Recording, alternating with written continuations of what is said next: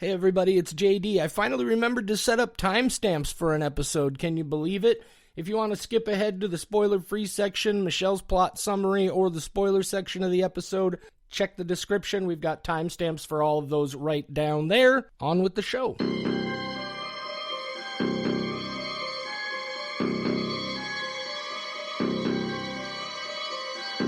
Well, hello everybody. Welcome to another episode of We Watch Shudder. My name is JD. Who's here with me?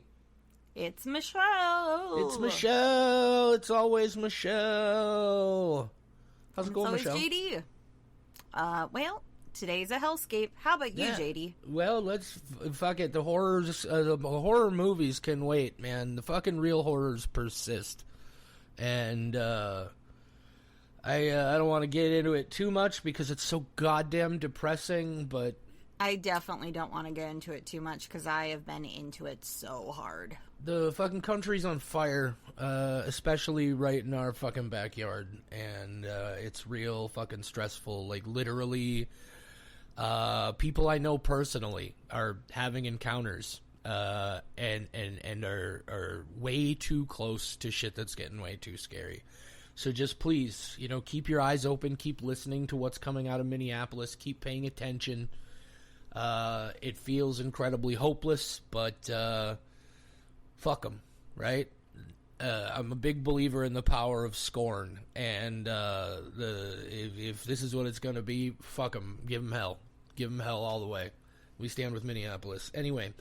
To quote, hang on if I may. Please do. To quote... lyrical genius that comes from Smash Mouth. My world's on fire, how about yours? That's the way I like it, and I'll never get bored. No boredom here. Our world is on fire. Hey, now you're an all-star. Get your game on, go play. I knew you'd find a way to bring it. Get your show on, get paid. I knew you'd find a way to bring it back into the light, Michelle. Well done. We're here. All that glitters is gold. We're here. We're queer-ish. I don't even. Fuck, whatever. Yeah. Let's talk about. We're definitely horror somewhere movies. on the rainbow. Hey, you know what other rainbow I'm on? Before we get into the guys, I officially got my ADHD diagnosis. It's confirmed. Oh, we're all surprised. Yeah, I know. It's I'm just saying it's official now. Like, attention deficit hyperactive disorder, inattentive type. Apparently, my test results indicate I have specific difficulties with visual-based attention and focus. I have a very strong tendency in visual processing to get distracted and lose attentiveness. And I also have severe executive dysfunction. Whoever would have guessed, right? Turns out I want to make sure I talk about this stuff because I have made a lot of suggestions about things I believed. Not autistic, but my theories were... she showed me these tests, and they score everybody on these scales, and there's like an average range with 50 in the middle, and then it's got like a standard deviation for the average.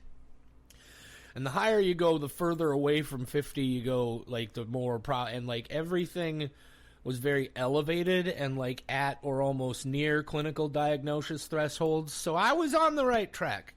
But, yeah, the big problem I have going for me is I have like 4 different things going on at the same time. And when you have ADHD and depression and anxiety and some kind of as yet undetermined mood disorder, that's the next thing we're going after. Things become real hard. So, but anyway, all that to say, if you feel like something's up, and you're able to find a way, go see a doctor, get it checked out. Don't forget to take your meds, take care of your mental health. It's way more important now than it ever has been ever. I think I'm ready to talk about movies unless Michelle has some other things she want to say. We're in the therapy portion now, Michelle. Let's just get it out the way. Let these people have it. Oh, I planned on it. I was just waiting patiently. I think my meds are working. I think my med dosage has changed me a little bit, just very subtly. I don't feel as uncomfortable in my body right now, so that's good. And I accomplished more than I have in the last several weeks, so that's good. And I love drugs. Without them, I may as well be walking on the sun. I am a believer, though, that they are working, and I can't get enough of their love. Don't delay. Act now. Supplies are running out. May as well be walking on the sun. One of the local comedians, whose name I've forgotten, but whose face is perfectly in my mind, had a thing about Smash Mouth, and he was like, you can't name any other songs besides All Star, and I always wanted to raise my hand, because yes, I can. I had the Astral Lounge CD, and it was great. I had several of the other songs on various mixtapes. I used to really like Smash Mouth, and yes, I can name more than just All-Star. I mean, I'm a Believer. It's from Shrek. That's an easy one. Come on, guys. Smash Mouth and Sugar Ray both had a really interesting trajectory in that the same sort of thing happened to both bands, and it happened all kind of at the same, very close to each other, where like they were very different sounding bands than what the mainstream knows by heart now. But then they had like an album where they had like Smash Mouth had that Fush You Mang album that had Walking on the Sun on it, which doesn't sound anything like anything else on that record, but it was a big banger hit, and then they became Smash Mouth. And then Sugar Ray, I forget the name of the album, but it had that song Fly on it, and it doesn't sound anything at all like they were both these more like punkier, like hard rock kind of bands, but they had these one-off singles with these stylized gimmicky things. And it completely changed the entire face of the band. Every morning there's a halo hanging from the court. Sorry, I gotta stop. Holy shit. Yep, no, you gotta stop. Because here's the thing. I like Smash Mouth. I like Sugar Ray. But I'm a much bigger fan of Sugar Mouth and Smash Ray. Those were two of my favorite bands, where may as well... Halo... Nope, I immediately blanked out on any Sugar Ray song. It was going to be May As Well Be Walking on the... And then I, Fly is the... Yep, nope, okay, cool, but we're done. Yeah, you can't Should we do talk anything about a with movie Fly. now? You can't do anything with Fly because it's a one-word title, right? You can go with Every Morning. That's the one I was just singing. But, I mean, even that's two words. What do you do with that? Fuck them. I do think it would have been funny if Smash Mouth... Every Morning. I do think it would have been funny if Smash Mouth and Sugar Ray had done a tour together and they just played all of their old shit from before they became the bands they were. That would have been super funny. But then that one guy died. What? Which guy died? The guy from Smash Mouth. Oh, Steve from Smash Mouth, the singer. Steve he died many years Smash ago. Mouth? Yeah. I clearly do not pay attention This is to Steve Smash Mouth news. Hartwell, I think. Anyway, something like that. But yeah, Steve from Smash Mouth. He died. Yeah. See, Amadeus, he is a dead person. Well, on Did that you see news... that show? The Tick? Nope. Oh, yes. I definitely don't have ADHD. ADHD. Anyway, yeah, we got horror movies to talk about. What are we talking about? I'm exhausted just from this beginning conversation, and we haven't even mentioned the title of a single movie yet. I'm so tired. Well, everybody knows, Michelle. It's listed in the title of the episode. Yeah, but what if they're just listening to them in order, JD? I know you fixate on that now because of your ADHD. So much for the inattentive type, Mr. I have to point out every detail and obsess about it. How is it inattentive? Are you so inattentive that you have somehow worked your way back around to obsessive? I'm sorry, what? Sorry, I lost track of what you were saying there. I was busy wiping crumbs off my desk. I saw it. He's not even joking, you guys. He was just in the zone for a second. I did follow what you were saying, but yes. No, I saw the light dim behind the eyes as I was in the middle of talking. Just slowly. Visual attentive disorders.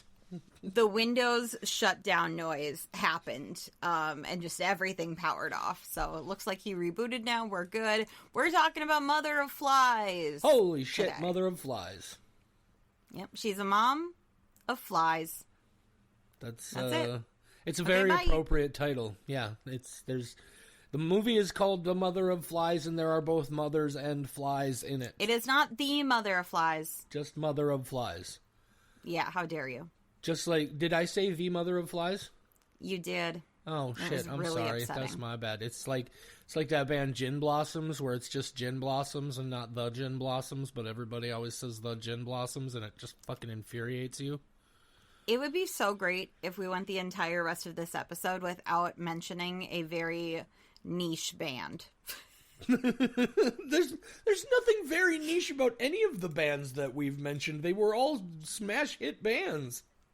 They're all oldies now, though. Fuck, you're right. Those are no. Yeah, now everybody's all about K-pop Demon Hunters and Cat Eye. That's all anybody wants to listen to. They're also about Mother of Flies.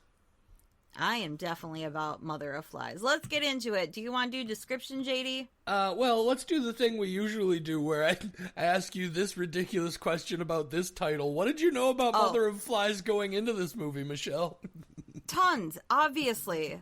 Obviously. JD, what did you know about Mother of Flies? Tons, obviously. Everything. Yeah, because we're big fans. This is the one that we both know. This is an Addams Family film. The folks who brought us The Deeper You Dig and Hellbender and Where the Devil Roams and Hellhole and now Mother of Flies. Michelle and I have both been just unabashed fans of these guys for a long time, so to say that this has been hotly anticipated is a fucking understatement.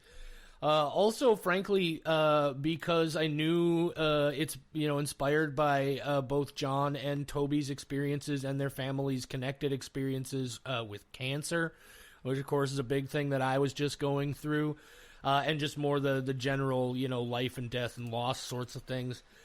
And then, you start watching and you see it's going around, it's doing the festivals, it's getting awesome response. And then it goes to Fantasia, and it wins the fucking Cheval Noir, right? Best film of the entire festival at Fantasia. By the way, the first and only American film to ever win the award. To say that I was excited to see it is an understatement. You got a look on your face that was like, I could take it or leave it.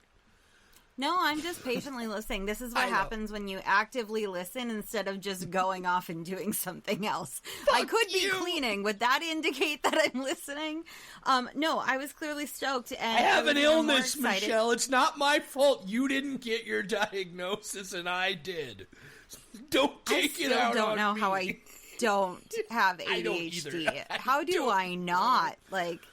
PTSD that presents with ADHD symptoms. What does that mean? I still don't fully know. Anyway, I was going to say, she showed me an overlap of, you remember you did the questionnaire? I did that exact same questionnaire for myself, and she showed me the overlap of your measurements with my measurements, and they were almost fucking identical, except there's this one anomalous place where I had, a really high problematic score, and yours was no, this is the only fucking thing he does well at all, and I didn't remember to look into it with detail, but I want to know which of those that I'll is. have to get you a picture of the chart. Yeah. It's fucking hilarious, because they're all almost identical, and then there's just this one gap. Anyway, sorry, ADHD distraction.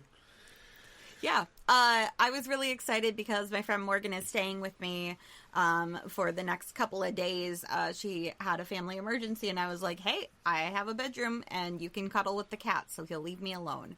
So she is staying here, and I was like, hey, you're one of my witchy friends. Do you want to watch an Addams Family movie? Do you know who the Addams Family are? Not that Addams Family, different Addams Family? And she was like, no. And so then I just went off, and I told her all about them. And we watched Mother of Flies together, and I've indoctrinated another, and she is definitely going to go check out Hellbender next. Good. Because I was telling her, it's a witch, and she's an apex predator, and I was giving her, the very basics, and she thought it was so exciting. She's like, I want to eat a human and see what happens. I was like, you're going to love the characters of this movie then. So she's going to go check out Hellbender, and that's exciting. And, I'm sure a lot of people, by the way, if this is your first time tuning in, I always like to find a way to say, hey, thank you for checking out the show or finding time to say it. that's go away. Literally, that's Get what off happens my lawn. every time I do this. She's like, get the and fuck it's funny out of every here. time. Yeah. Yep, it'll never stop being old. It's so funny.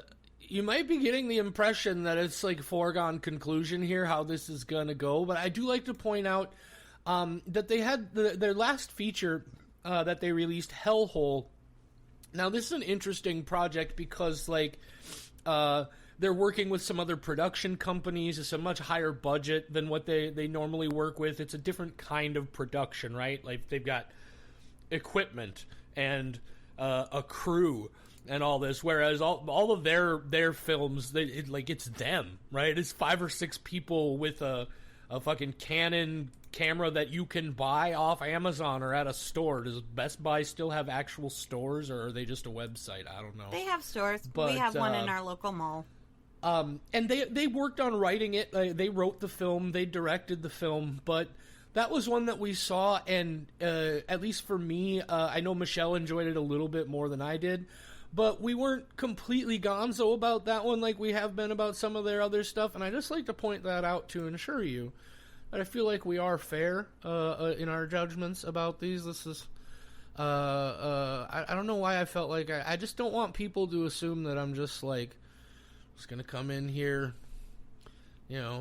jerking people off or whatnot. But wait, we didn't come here to jerk people off? I thought that was the whole point of the show. I signed up for the wrong thing. I thought the whole thing was, hey, start a podcast. You get to jerk people off. Look, Michelle, I also got a much more significant emphasized diagnosis of generalized anxiety disorder than I've ever gotten before. So, like, she's like, it's interesting to me that... You can be defensive of your love of the Addams Family, and I will continue being defensive about my love of Death Stranding. It's just, okay. We each have our things. It's weird. Oh. It's weird when you get to become friendly with people whose work you just fucking love so much. The truth of the matter is that it can be kind of an awkward dynamic, at least on my side, because of the different... So I always feel weird about it, but anyway. Yeah, but you also always had a hard time participating in comedy roasts, so you don't know what it's like to both love and hate a person. No, on the other hand, I have no problem with it. Roasts are a weird thing. Anyway, let's talk about this movie, Michelle. I watched Hellhole right before we met Toby Poser, and I even said, like, hey, I didn't really like it, but I liked this part, like, to her face. And then I was like, oh, maybe sometimes I should keep my opinions to myself. I thought about later. Fine. Yeah. No, I didn't stress about like somebody else would. But but they, I think what anybody, even people who really, really loved that movie, would also tell you that it definitely has a different energy than the other films they've made. And we know that this one, we knew coming in that they were going back to their traditional methods and their very independent sort of style. And so here we are. Do you want to read the description, Michelle?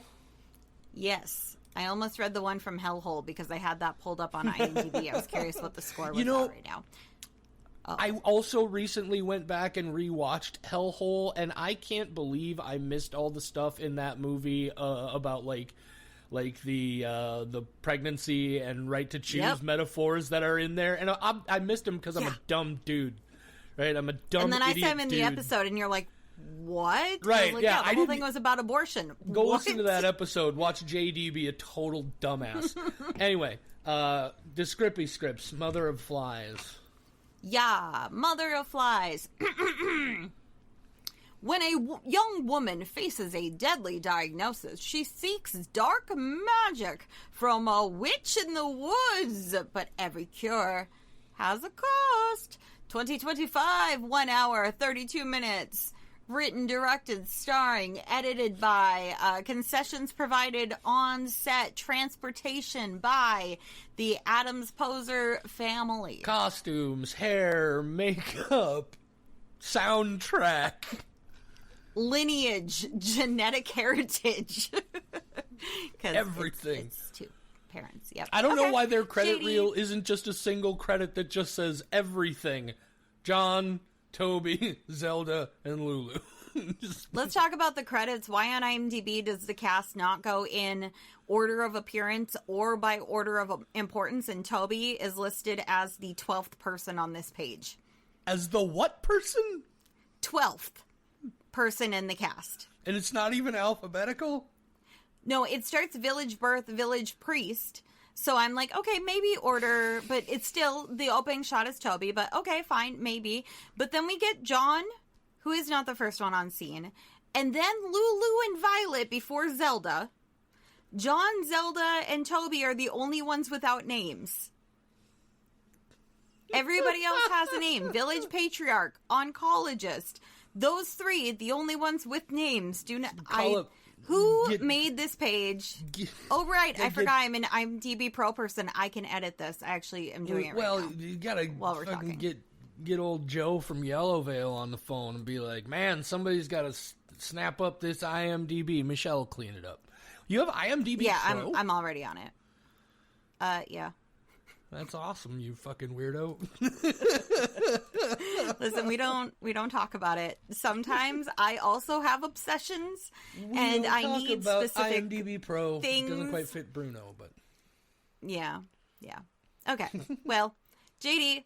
Yeah. What are your thoughts? Give them to us. Which kind of thoughts, Michelle? I guess the spoiler-free kind. My spoiler-free thoughts on Mother of Flies? Yeah. I'm curious. It's damn near perfect. 5 skulls. What are we even doing here? Let's get right to it. Oh, 5 stars from JD. Is that 5 skulls? JD, Michelle. 5 skulls. Yes, Michelle, I'm this movie. concerned. You remember when I guess I do have something more I want to say about it on the spoiler-free zone. You remember when because we saw Hellbender, and I was like, man, this is really fucking good. I can't wait to see more. And then when I saw Where the Devil Roams, and I was just fucking floored to the degree that I had to track them down and find out a way to watch that movie in a theater, and we did it. If I could give this movie 6 skulls, I would. This movie is so fucking good. I love it. I think Toby gives the performance of her career, at least so far across. And I've seen all of their movies, even the 4 they did before they were making horror movies. I love. You haven't seen The Hatred, though. I haven't seen The Hatred. I'm about to watch The Hatred as soon as we're done recording tonight. Yeah. But I fucking love this. I've already seen it 3 times.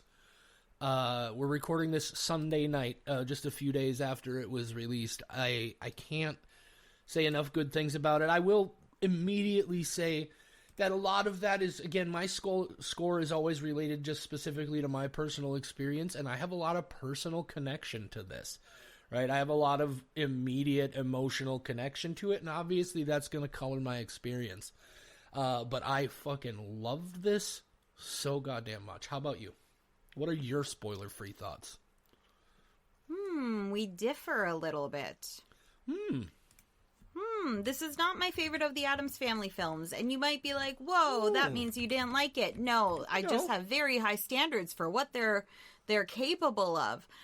No, I need to say that up front because, I won't say all, but most of their movies, they're pretty good. I like them. This is our 4th one of theirs that we're covering for the show, by the way. I don't think there's anybody else's body of work that we have covered so thoroughly, but they keep coming out on Shudder, so we're obligated. It's definitely not because we just like their stuff. There's tons that I like about this. I don't have the personal connection that you do, so the whole aspect of motherhood, I tell people that I'm an orphan sometimes, and that's mostly true as far as they're concerned, despite both my parents being alive. Yeah, the motherhood part, mother in the title, this might not resonate with me as deeply, but it is my 3rd favorite. I like Hellbender, then I like Where the Devil Roams, and then I like this. Now, I do need to say, I have not looked up the score that I've given to any of those movies, so this is an arbitrary number that I'm throwing out about how I feel right now, and I like it. As of right now, I can tell you it's in 3rd place, but I don't know what those other scores are, so we're going to give you a number and hope that it actually falls in that range. I could look, I'm not going to. Place. Sure. 3rd place of 5 skulls. It's in the spreadsheet. My formula. Figure out a number later, Michelle. My formula to calculate the average distance or difference between our scores has broken. But it's in there. 3rd place of 5 skulls. Mother of Flies. I'm just doing little emojis. I am. I'm curious then to get into the discussion on it. I'm wondering where your little hang-ups on this one might be, or the things that didn't quite work for you. I don't even necessarily have huge hang-ups. Yeah, it's right. It wasn't as resonant for you. Yeah, that's fair. God, Izzy and Hellbender, I want to be best friends with. So like, it's hard to it's interesting because you said like, wait. So where would you put The Deeper You Dig and Hellhole? Hellhole's bottom of the list as far as their body of work. The Deeper You Dig is probably right above it. I think that might be 5th place. Okay. You mean 4th place? Yeah. However numbers work. There's another film that you haven't seen that you don't even know exists, and I can't mention it by name, but they have another one that John and Toby and Zelda, they were like, we made a movie just for you, Michelle. Do not tell JD because he's not allowed to know about this. And so I wasn't even supposed to mention it. But that's the film that what? No, that's so clearly truthful. I did, and we'll get to the spoiler discussion here in a minute. I did, in addition, so they have this movie called The Hatred. It's only like an hour long, and I've been aware of it, but I couldn't find a ton of information on it. And I just happened to throw it into Google today, and I found under Google video or under the videos links, there's a full copy of The Hatred available to stream on YouTube, posted 4 days ago. That's not a fucking coincidence, right? It appears like it might be some sort of unauthorized, unofficial kind of thing, but I'm going to take the opportunity I have while I have it and watch it. I feel like they'll forgive me. But while I was looking into that, Michelle, I also found out there's a short film called Milltown, M-I-L, just one L, T-O-W-N, Milltown. You can watch it on YouTube. I forget the fella's name who made it, but John and Toby and Zelda are 3 of the 4 cast members. And it's a great little short, and it's awesome, and you should all go check that out, and you should check out everything they've done. I would even tell you, like I said, go back and watch Rumble Strips and Knucklejack and The Shoot, and what's the 4th one whose name I can't remember now? Halfway to Zen.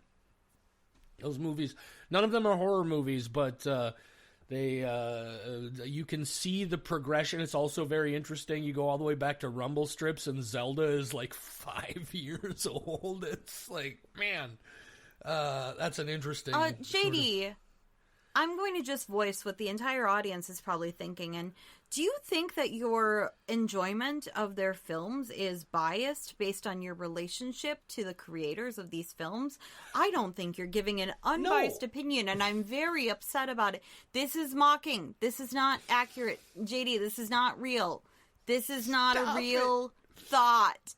It's because you got defensive earlier, and it was funny to me. No, I genuinely do have a lot of sycophantic anxiety, but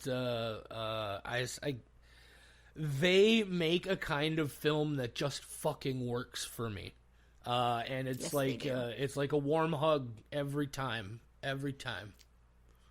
A half hour into this episode, would you like to get into how this works for you? Yeah, absolutely. Why don't we?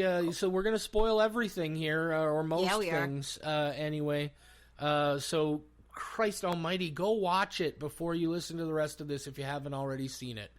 But if you... I know some of you won't. Frisk.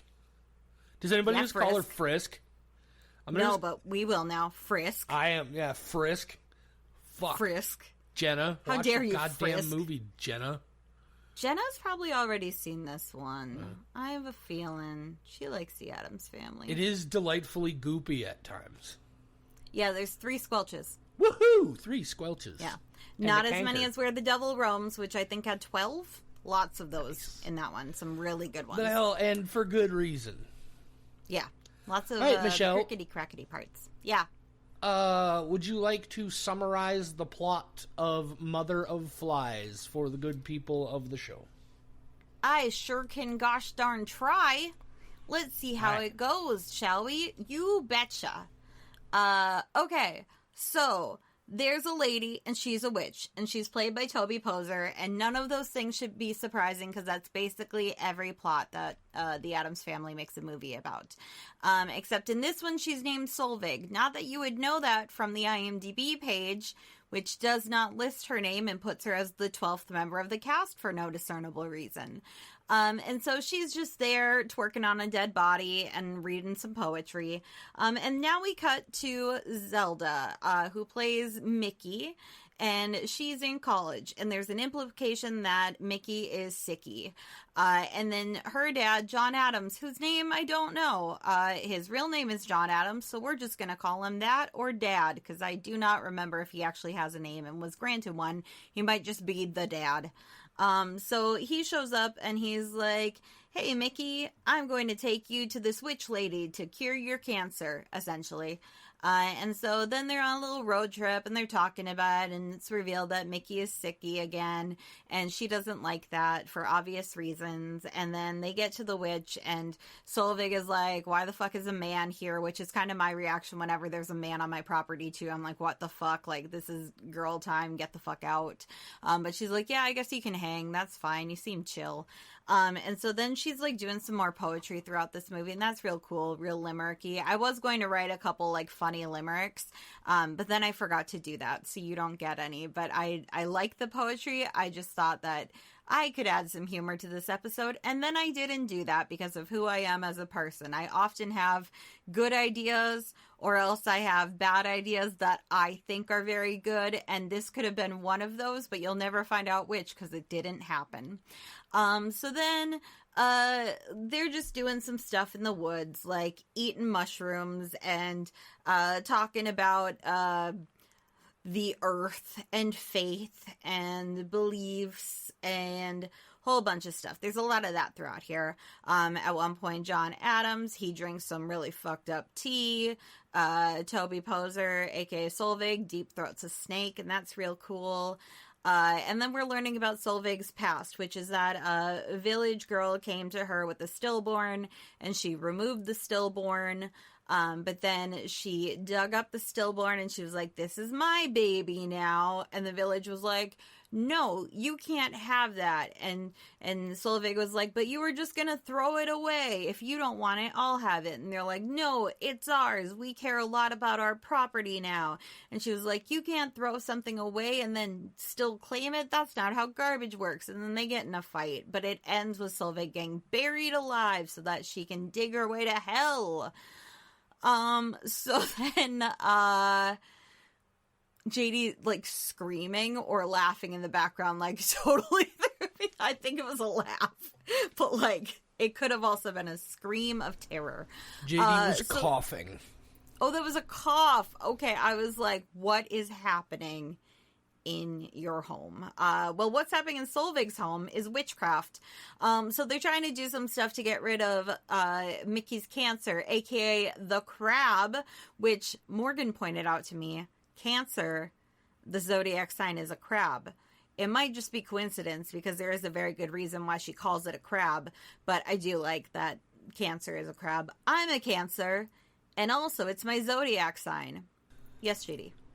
Michelle, Solveig literally explains that, right? Like, she calls it a canker, which is related to the pronunciation of the Greek word from which we derive the word cancer. Oh, do I look like I speak Greek? Did I give you the impression that I know the old languages? Did you think she was just pronouncing it canker as a joke? I thought it was like canker sore, like an injury, like a canker.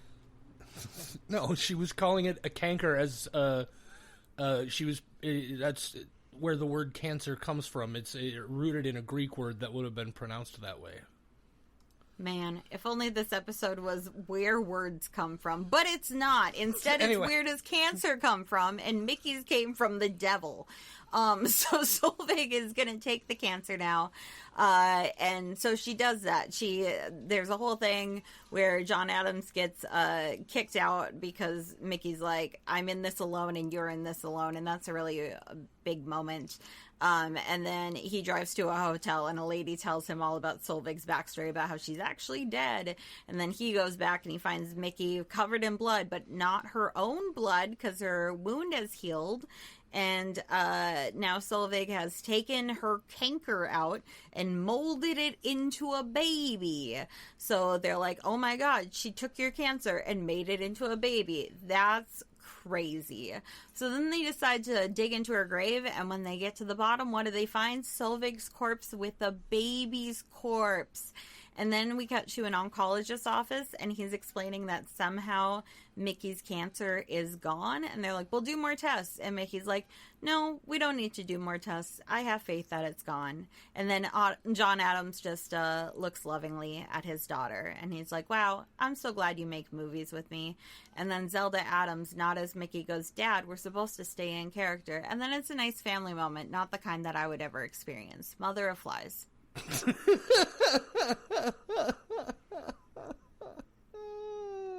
That's the movie. We have really different mother experiences. Yeah. Oh no, I almost said something, JD. Okay, I'm gonna have to say it now. Go ahead. Say that again. Say what you just said. You and I have very different mother experiences. Yeah, mine's alive.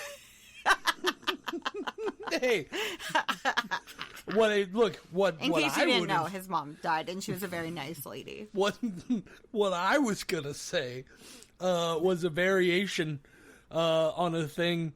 Matt Novotny and I went to Chinese at Giant Panda to the buffet on Father's Day one year, and I was on acid, and we were goofing off, and at one, like. I was talking about what an interesting pair we were. So anyway, what I would have said to you then was we have very similar or very different mother experiences. Mine's dead and you wish yours was. See, I wasn't going to say it publicly. I don't want to put that out into the universe because then it comes back to you 3 times worse. Who knows what would happen? Would I get extra mothers who also hate me? So I just didn't want to speak it into existence. We have very interesting mother experiences. Anyway, let's get Yours off of nice. this and talk about Mother of Flies. No, of course, anybody who's been following for a while can immediately see the connections here for me personally, right? Not just about it being about cancer specifically, but just there's a lot of stuff in here that was very reflective of a lot of things that I've experienced recently. A lot of these conversations that John and Zelda have throughout the movie. In particular, like that big blow up. There's a line in there where he says we're a team, and she says, "No, we're not. I'm in this alone, and you're in this alone," and like that just hit like those experiences are very difficult, right? And there are so many stresses, and you will at times end up having just horrible, negative emotional experiences with the people you love and are trying to care for, and it rang so true. And similar to like things I've actually said, right? Like my mother was dying of cancer, and I was obviously taking care of her and under a lot of stress because she's dying, but I'm also watching my mother die, right? And at one point, and I had such a terrible feeling afterward because what a horrible thing to say, but we were having a very stressful situation once. And I said to her, "You're not the only one going through this," which is not to say that what I was experiencing wasn't terrible, but the suggestion that what I was experiencing, no matter how terrible it was comparable to what she was going through. And so I had a lot of those, not a lot of I wouldn't call them identical experiences, but very parallel experiences, right? And this just felt very real to me. Now, a lot of that comes from the natural chemistry they all have with each other just from being a family for real.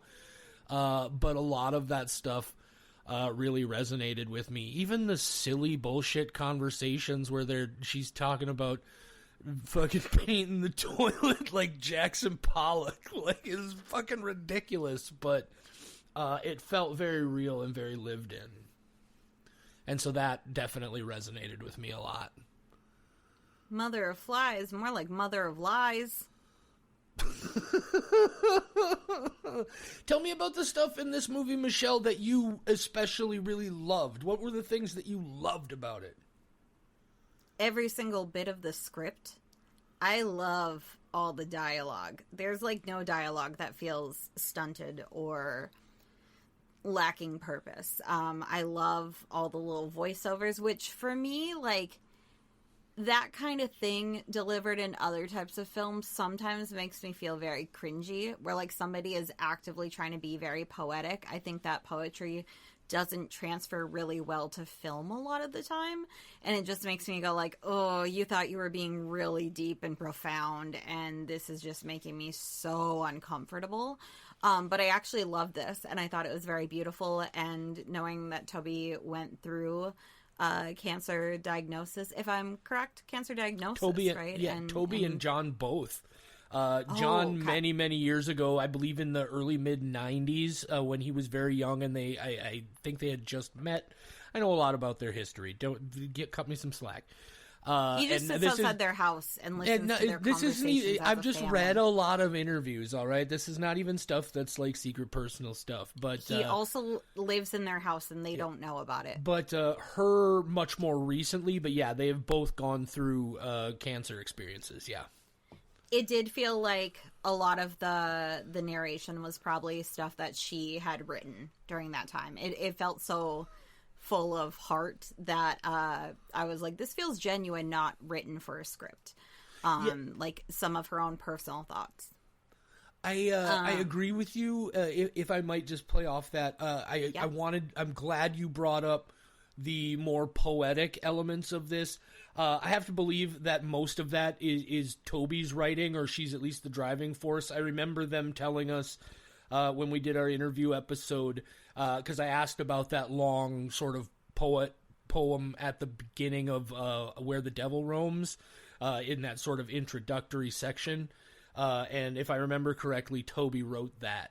And you're right. It's the kind of thing that so many other movies do, and it's so fucking cringeworthy because it's very clear that all they cared about was rhyming, right? They just wanted to make these rhyming couplets this rhymes, but it's very purposefully written, right? It feels, I don't know any other way to put it than it just feels authentic.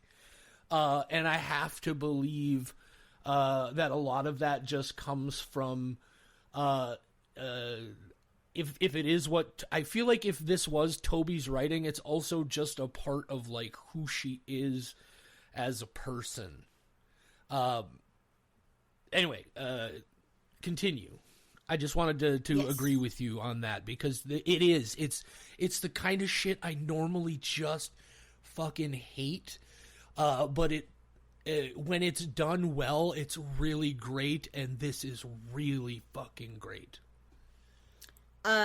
Aside from the poetry, one of the things that I really enjoy is this discussion around faith and kind of tangentially religion, because I feel like I have an ambiguous belief system. Like in this, Mickey says that she has faith, but not necessarily in a religious sense. And then there's a whole thing about believing. And of course, like the end of the film is, I don't need to have more tests done because I believe it, or I have faith in it. And all of that left me with a lot of things to think about. Not so much like think about deeply, but just kind of like, oh yeah, I feel like that too. Where like, anyway. But all of that does mean that there's a lot of religious symbolism in here that's really cool. The snake in the apple, like all of that, and I'm sure there's a lot that I will catch upon a second viewing of this, but I was just like, oh, there's definitely some stuff going on here about religion that, on top of, like, the story about cancer, I think there's a lot more under the surface that I haven't dug into yet, and I'm looking forward to doing that. Yeah, and what I like about the religious iconography and elements is it's not critical, right? Like, there's a moment in this where they're sitting at the table having dinner, and Solveig asks if she can give a blessing, or ask them if either of them want to say a blessing over the meal. Amen. And yeah, and he says amen, and she whips to him and says, undo it, you know, and the first time I saw that, the immediate impression you get is this just like this difference between this like really ancient, almost like prehistoric pagan earth faith religion, like being like put off by some newfangled Christianity.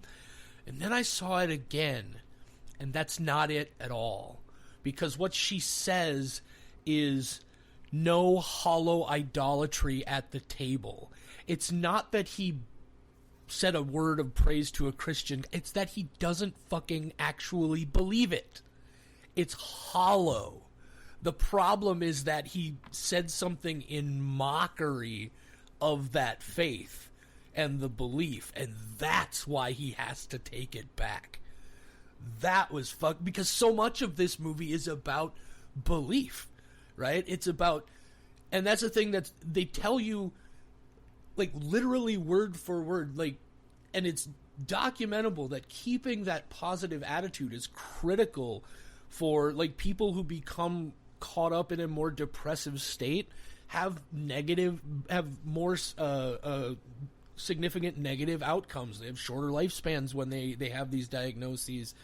Like, you're never gonna get better if you don't first believe you can. And how crucial that mentality is so layered into this movie. It's kind of hard to talk about this one because it's like trying to describe a painting to me. It's not like I can be like, oh, I like that they have this twist ending, and I like that this character exists. Like, this just, like, I can't describe a poem to you. You could just read the poem, for example. Mm-hmm. Like, I don't know how to talk about it in a way that isn't that somehow better than just watching the goddamn movie. And there's so much symbolism that I have not fully picked up on yet, so I can't talk about that too much. And there's just, like, it's hard for me to talk about, because I like it as a whole. And trying to break it down into parts just, like, doesn't work for me. No, I understand. Let me ask you, I mean, do you mind if I talk about a couple of other things for a little while then? I mean, if I said I minded, you'd still do it, but I don't mind, so you can go ahead. Michelle, you make me feel so bad. How? I said that I don't mind, but I also know that you would still do it. Yeah, that's the part you didn't have to say out loud, though, Michelle. Oh, okay. Yes, JD, I know wholeheartedly that if I had a problem with it, you definitely would not just rant. I have full faith in your ability to control yourself. I might cry and run away. You don't know, Michelle. You don't know. Listen, if you didn't want me to have bullying opportunities, Michelle, you should not have sent me a questionnaire. This might be that one thing on the questionnaire where we were completely fucking separated, all right? You don't know. That's true. That is true. I might be completely fucking wrong. Yeah. Okay, JD, I do want to hear your actual thoughts, though, because I like listening to you talk about this movie. There's something I mentioned earlier about how I feel like Toby gives the performance of her career here, and I believe that. First of all, I find it interesting that you described that scene, that bit in the very opening of the movie as her twerking on a corpse. I am very, very certain, I know that's Michelle, not right. It was she was fucking a corpse. Like she was covered in blood and muck and gore and fucking a corpse. And let's talk about this. Like, let's appreciate it as a horror movie for a minute. I know you can do that. Like, there's fucked up stuff in this movie, man. Like, the movie opens with this lady fucking a corpse. But that character, Solveig, right? Like, I feel like Toby is the perfect encapsulation of just that, like, earthy den mother sort of. There are moments in here where she gets a look on her face. She's just this she has both this incredibly gentle, loving face, and then at times it will go cold, like you would believe she would rip your fucking head off, right? Like, there's just, like, it's she gives this beautiful embodiment of just the spirit of motherhood, but there's this underlying thing here where they never say it specifically about Solveig, but they mention that Mickey is barren. She lost her uterus and all her inside parts to the cancer and the treatment from that. And then you stop and think, like, what got her killed, and what's the big backstory and the reveal here? First of all, she was kind of a witchy lady, an earthy witchy lady, and the Christians came to her, or the religious order came to her. And I love that what she does appears like witchcraft, but really all she's doing is like a cesarean birth to get that unfortunately stillborn child out of that woman so she wouldn't die. Like, that was the witchcraft, was just like smart medicine. Modern medicine. That she knew before they ever crawled out of the muck with it. You know, I loved that. The way they present it is very witchy, with the twig as like as a scalpel and all of that. But that's all it is, right? It's just a woman who understands women's bodies more than that other culture still does, for that matter. And then she takes the infant child because she has that ability, and she brings it back to life for herself. And she's so traumatized by losing it that it becomes this whole thing. And the obvious implication is that she can't have children on her own either. And that's why that's why she brought the child back to begin with. She was like, well, they clearly don't want it. Why shouldn't I take it and bring it up? Right? And so that element layered in there is such a big part of this to me. And then that idea that, like, she takes the cancer, this terrible thing that's killing Mickey.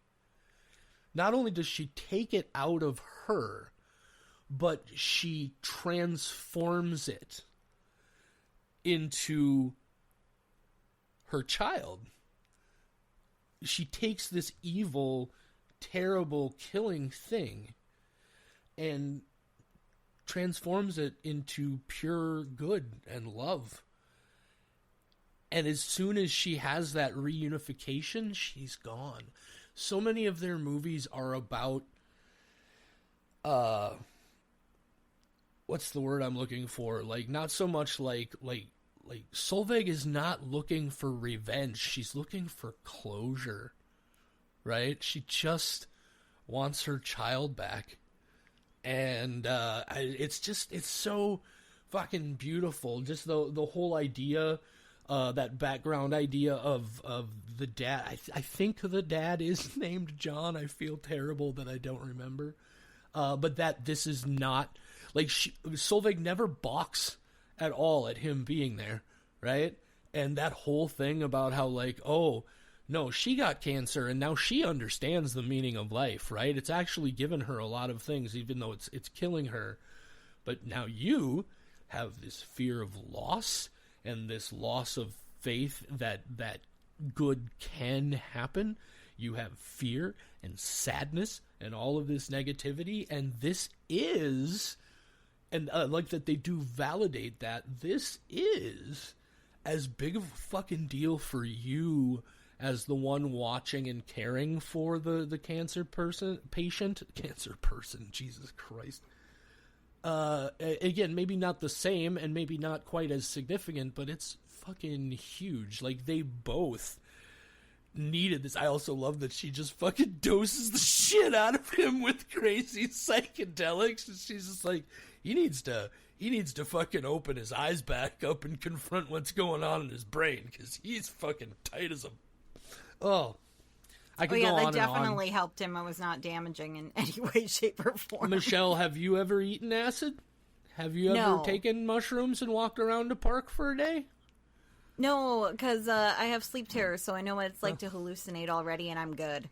Oh, well, I'm just saying, psychedelics have permeated cultures for ages and ages for really good reason. Obviously, there's significant potential for abuse, but when used responsibly, psychedelics are an incredible thing.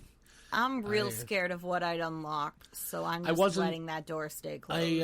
I wasn't able to do them, obviously, for the last several years because of having to be responsible with Mom, but I am very much looking forward to the next opportunity I have to be able to drop acid and go to a Chinese buffet.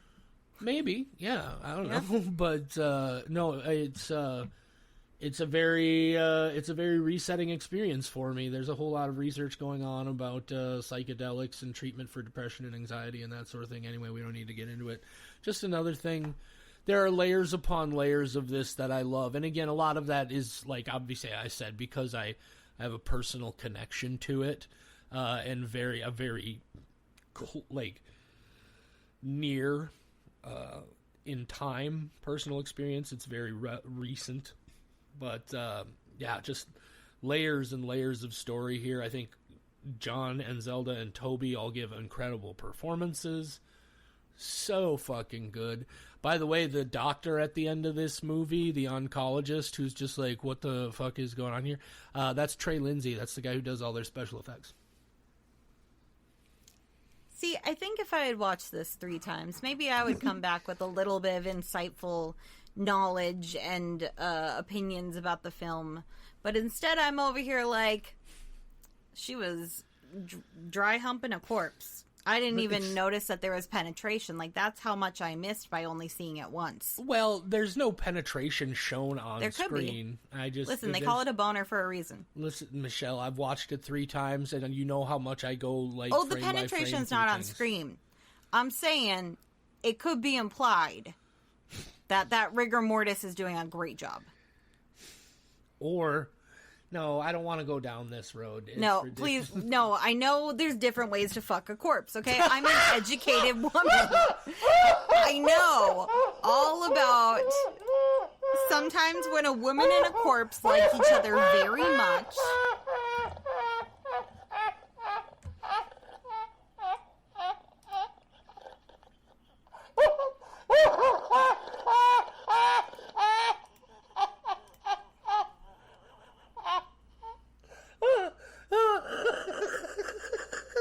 I'm sorry.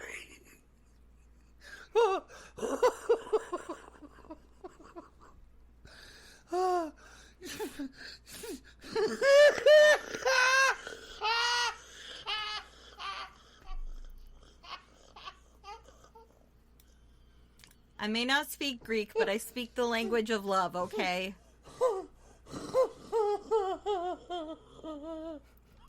You gotta put that on your quote board.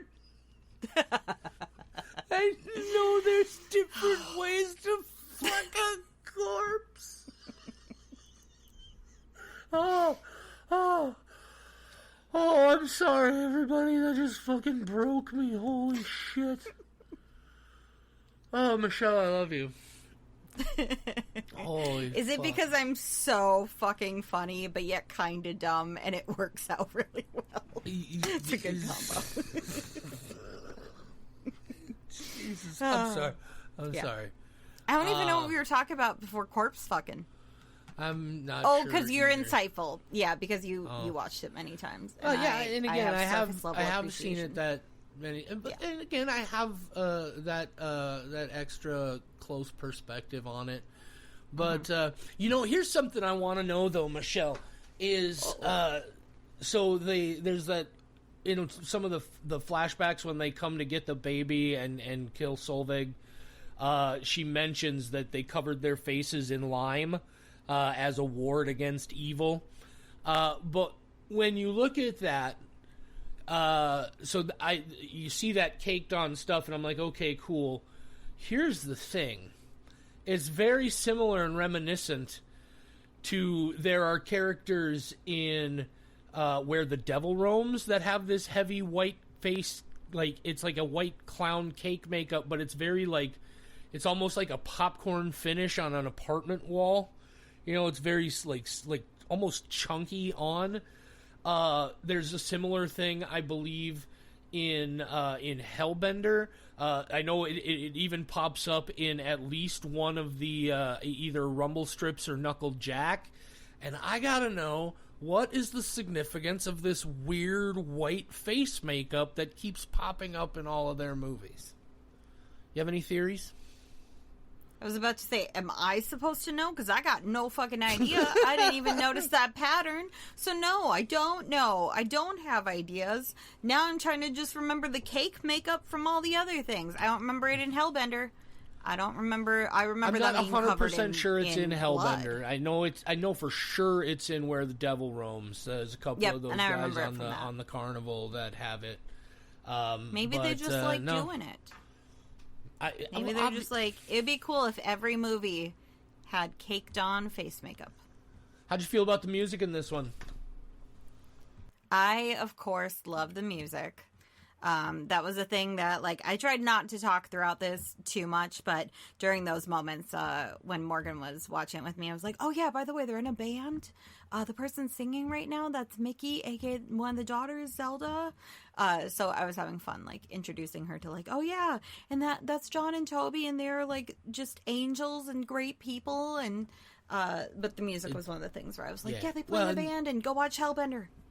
They have another, one of those awesome, like, music video montages in here that pop up in all of their films. I know John used to direct music videos. He's made music videos for their various musical projects along the way.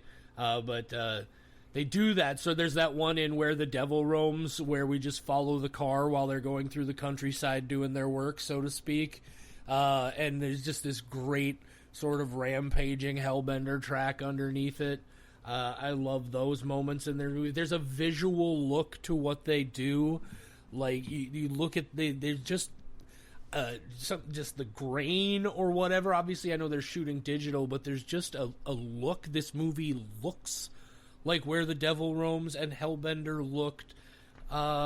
It's just awesome to see that, and obviously no surprise to me that this one, Cheval Noir, I am a hopeless devotee, and I'm so looking forward to seeing what they do next. I know they were talking last time we talked to them about a movie called Slugs that they were putting some work into. Maybe that'll be the next thing we see. I don't know, but fuck, I love this movie. I'm looking forward to seeing it again. So fucking good. So that I don't forget, I do need to make an amendment to a previous score that I gave on this show.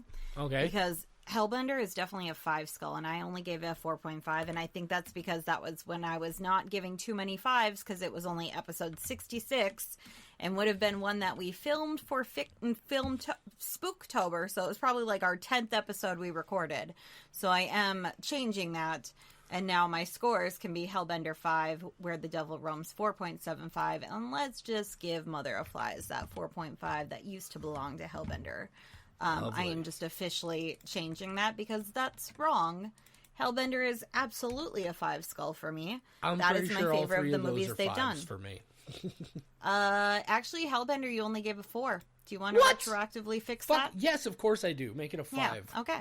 Fuck is wrong You with did give me? a 5 to Where the Devil Roams, and now Mother of Flies. Hellhole, I gave a 3.75, and you gave a 3.5. Which I feel is accurate and will not be amended no matter how much you tell me to. I refuse to do it. Those are my thoughts, and my feelings definitely would not change over time. Never. I definitely have not grown as a person and have a different perspective on life and how I feel about things. Also, the scores don't fucking mean anything anyway. It's fucking... They mean something to me. I put a lot of weight into my scores. Fair. They're weighted scores. You do. I care too much. I think that's why the scoring for us works, though, is you put so much care and concern into it, and I, frankly, like, I only care in so much as I want to. Like, it's about how I felt about it, right? Like, I don't give a fuck. I'm not some snooty fucking film critic. Did I fucking love it? Was it an awesome version of what it wanted to be? Then that's a fucking 5-skull movie to me. Well, if that was true, you would have given Hubie Halloween a 5. I will. That movie. Fucking Michelle, I will. It's real Lord funny. have mercy. Lord have mercy. Real It is movie. not funny. You gotta knock that off. I love Adam Sandler. Last thing then that I want to mention about the movie is there is I love that they bring these themes and ideas into their movies, but they don't make them too heavy. I think that's a big problem of a lot of the more mainstream or more mainstream indie, like your A24s and stuff. I think sometimes they get real heavy-handed with their emotionality, not necessarily to a degree that it puts me off, but this movie definitely stays rooted in the horror side of things. But there's one moment specifically. There's a moment early on when Mickey and her dad have just gotten to. By the way, Solveig's house was fucking awesome. I don't think I would want to sleep on a bed of moss, but I did like it aesthetically. Yeah, a house built into the trees is like a fucking dilapidated Rivendell is fucking rad. But like a bog witch Rivendell. It was like the Baba Yaga hut meets Rivendell. Anyway, I was trying to think of a portmanteau and I got nothing. I thought about it for a little bit. Now I'm just listening to Smash Mouth in my head again. Zelda sees the butterfly. Mickey sees the butterfly. And asks if it's alive, and she says no. And Mickey says, "That's a shame. That's a shame. It's so beautiful." And Solveig says, "It's as beautiful dead as it was alive." And it almost fucking broke me. Just so much of this movie's attitude about death is so like it's real helpful. At least it was for me. It's a very sort of comforting and welcoming attitude, especially from Solveig's perspective, and that sort of thing. But no, again, just that beautiful writing, right? It's like it's no less beautiful dead than alive. It's just a different form of the same thing. And obviously they're talking about its physical appearance, but there's obviously layers and metaphor there. And it's a beautiful fucking movie. Another great movie about so many of their movies are about familial loss and familial horror, and they are uniquely positioned to do that.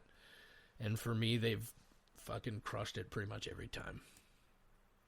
I think at this point they're just making movies for you. Because all of them, you're like, man, this is perfectly, at this time of my life, what I need.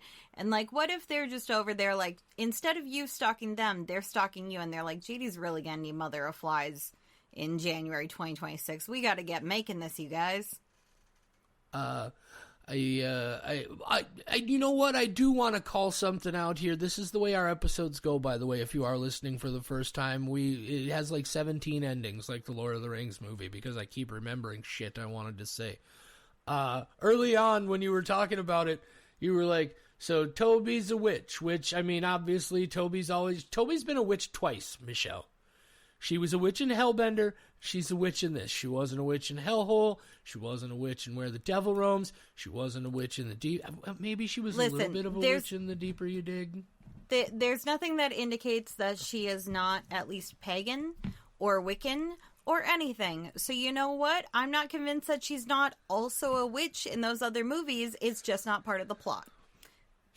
Fair enough. Toby's just got witchy vibes, and that's what she does. Not just witchy vibes, but also shout out again to Toby Poser. She was briefly nude in Where the Devil Roams. She's briefly nude in this movie. She also appears in great close-up with what appears to genuinely be no makeup on, a woman just completely unafraid of being a normal human woman who is also aging. She just incredibly brave, and incredible performance. I was fucking just enthralled by Toby in this movie. She was fucking great. I'm partially nude all the time, and nobody ever compliments me about it. How often, though, Michelle, are you fully nude, covered in blood, and fucking a corpse? Listen, I won't tell my secrets, okay? When I said that I knew there were multiple ways, maybe there was some truth to that. I'm just over here. I'm one of those that when I say my sex life is dead, it's a compliment.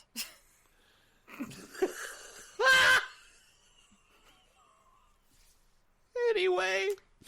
I think I've finally sailed off to fucking the Grey Havens. Michelle, you got anything else to say? Where the fuck are the Grey Havens? Michelle, I was Where's that referencing the end of The Lord of the Rings and how there's all those false endings, and then they finally get to the Grey Havens and say goodnight, Michelle. Oh, that's where he throws the ring in? I've only seen it once. Okay, good night, Michelle. Wait, what? No, are we not? Do we want another false ending that's specifically about the ending of The Lord of the Rings? I've only seen it once, and then I named my cat after Samwise Gamgee. Say goodnight, Michelle! Oh, okay, good night, Michelle.